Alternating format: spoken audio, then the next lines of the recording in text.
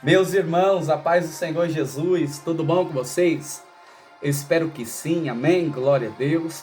Deixa eu compartilhar uma palavra, amém, para o seu coração nessa oportunidade, que se encontra em Mateus capítulo 2, versículo de número 11, que diz: Ao entrarem na casa, viram o menino com Maria, sua mãe, e prostrando-se o adoraram.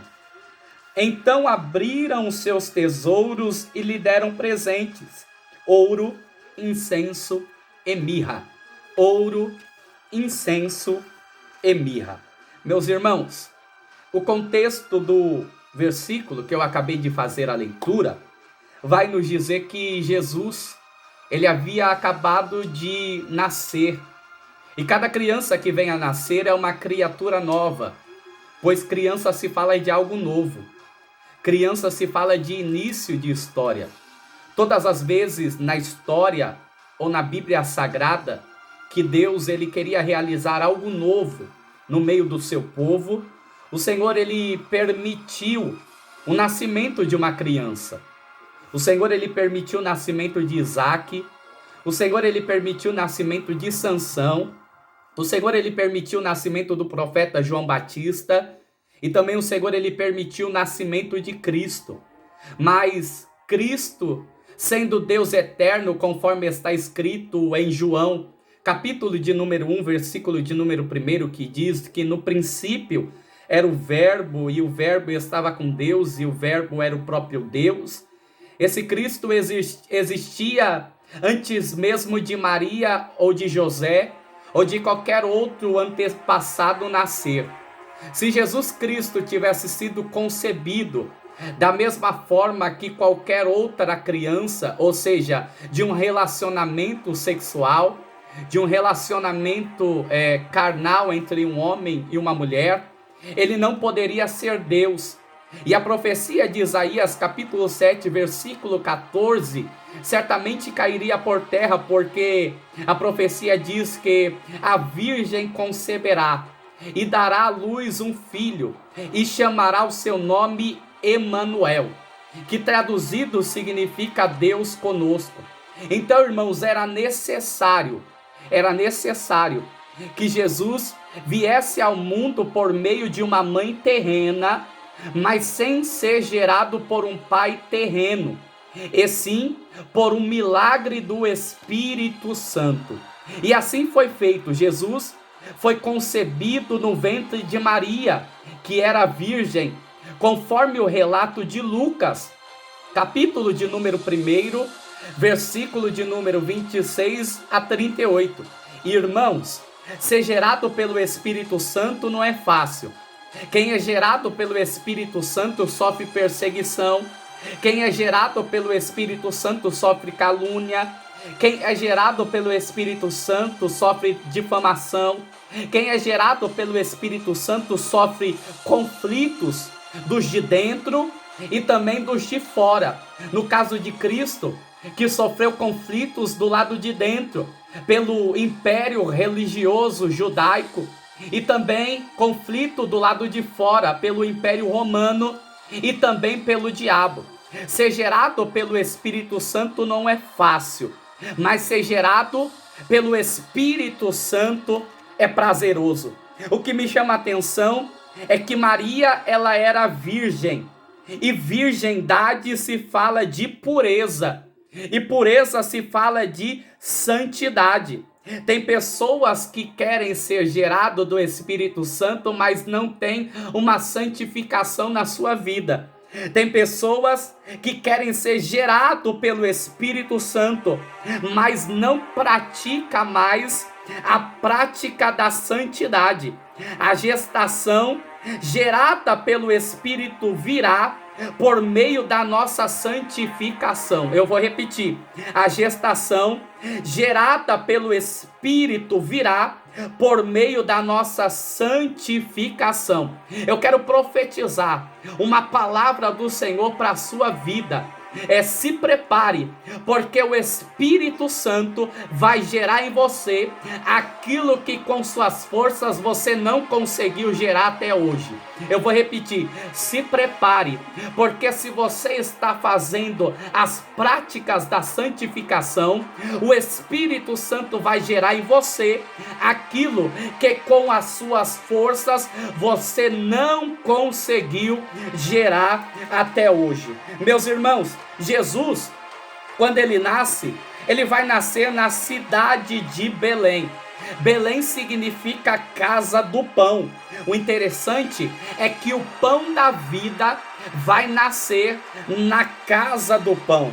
Quando Jesus ele nasce em Belém, Jesus ele nasce para que pudesse se cumprir uma profecia que foi dita anos atrás pelo profeta chamado Miqueias.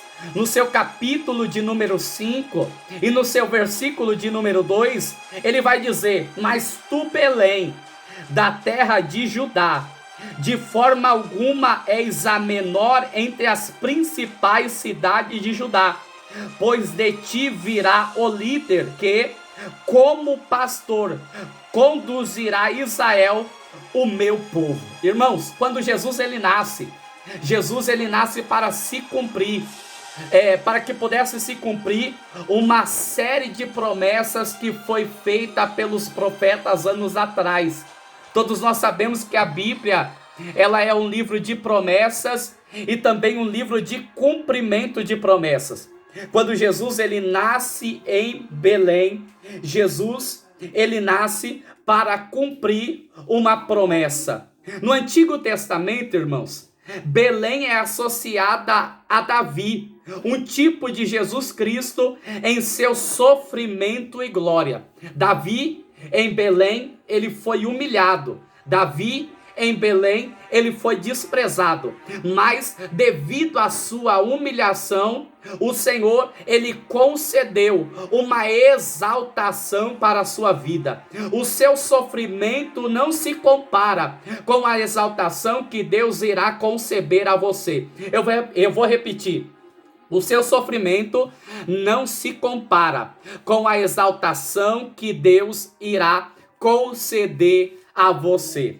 Meus irmãos, quando Jesus nasce, o texto vai dizer que havia magos que saíram da cidade do Oriente e partiram para a cidade de Jerusalém. A Bíblia não diz especificamente o local, a cidade aonde eles habitavam. O que nós sabemos é que ele sai do Oriente e parte para Jerusalém para estabelecer um propósito que estava no seu coração. O que me chama a atenção, irmãos, é que eles saem do Oriente para Jerusalém, mas eles não tinham mapa. Eles não tinham uma bússola, eles não tinham GPS, eles não tinham uma trajetória certa. A prova disso é que eles vão parar no palácio de Herodes, que era o rei da Judéia naquela época.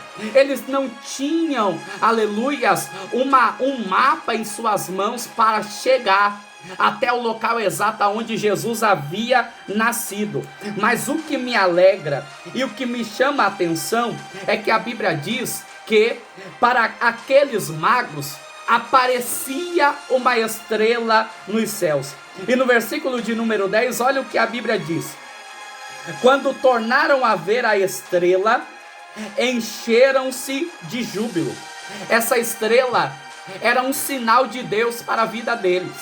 Essa estrela era um direcionamento de Deus para a vida deles. Eu quero profetizar na sua vida através dessa palavra dizendo: se prepara, o céu vai te dar um direcionamento. Se prepara, o céu ele vai te dar um direcionamento para você chegar no seu objetivo e concluir o seu objetivo com sucesso. Se prepara, porque vai ter sinal dos céus ao seu favor.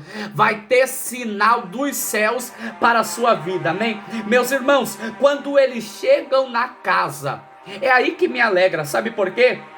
Porque a chegada foi difícil. porque o caminho foi difícil, porque a trajetória foi complicada, porque a trajetória pode ser que foi dolorida, mas a chegada foi garantida. A trajetória pode ser dolorida, a trajetória pode ser complicada, mas a chegada, ela é garantida. Quando eles chegam na casa ciente de quem estava presente na casa. E por eles chegarem cientes de quem já estava presente na casa, eles não entram de qualquer jeito, eles não entram de qualquer maneira.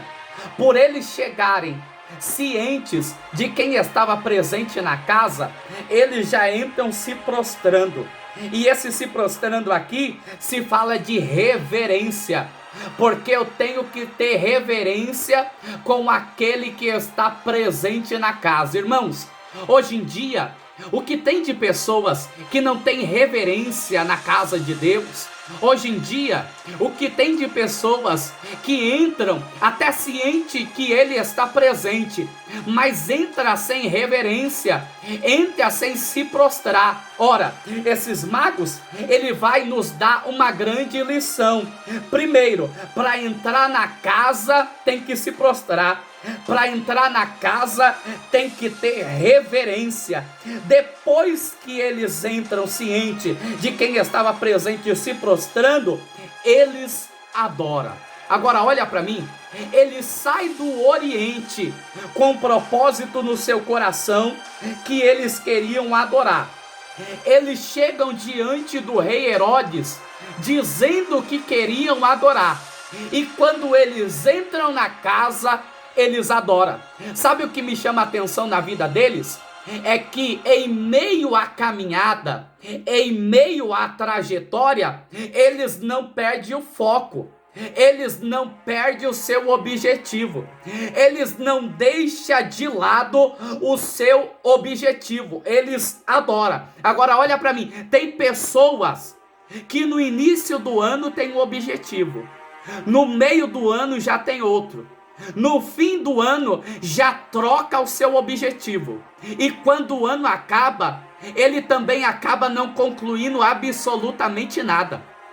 O Senhor me trouxe aqui através desse vídeo para te dizer: ei, não perca o seu foco diante da caminhada, não perca o seu objetivo, não perca o seu propósito. Quando eles adoram, eles entram na casa e não entram de mãos vazias. Eles entram na casa de mãos ocupadas. Eles entram na casa para presentear a Cristo que havia nascido. Ei, se você está caminhando a vida toda na presença de Jesus e não tem nada para entregar para Ele, sinto muito em te dizer, a sua caminhada está sendo em vão. Nós temos que ter alguma coisa para oferecer para aquele que está presente na casa. Nós temos que ter alguma coisa para oferecer para Cristo que está presente na casa. A pergunta é: o que você tem para oferecer a Cristo?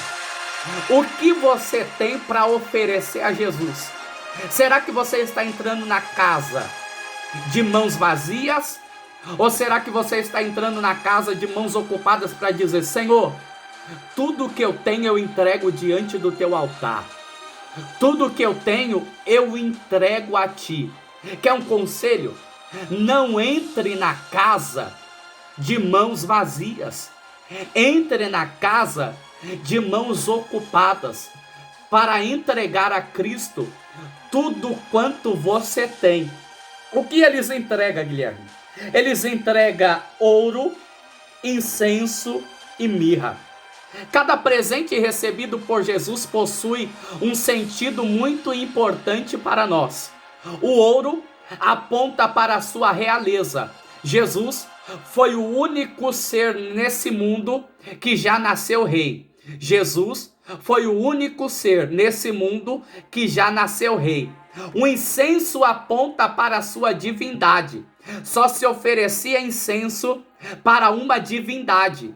E quem oferecia o incenso era o sacerdote.